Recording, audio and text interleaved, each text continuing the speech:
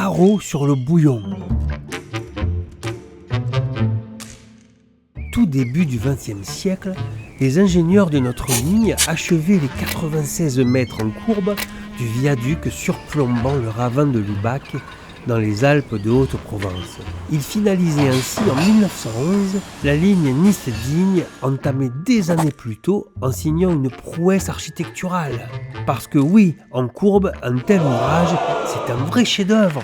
Mais il y avait un autre signe de la modernité de l'époque, la publicité. Il y en avait partout, affiches petites et grandes, peintes, gravées, imprimées, dessinées, affichées dans les villes, les gares, partout. On trouvait dans nos gares une pancarte émaillée toute particulière qui vantait l'invention de Julius Magie, le bouillon cube.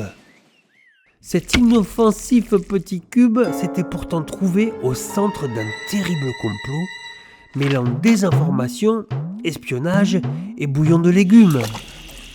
En temps de guerre, on se méfie de tout et de tout le monde. L'ennemi peut être partout. Dès le début du conflit, le bruit courut que ces plaques émaillées que l'on voyait le long de nos lignes désignaient en fait aux espions et saboteurs ennemis des cibles potentielles.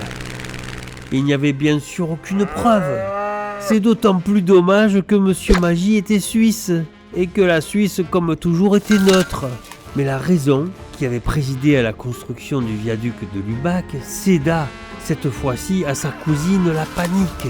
Et le 4 août 1914, tous les chefs de gare reçurent une circulaire leur demandant de retirer toutes les pancartes cubes.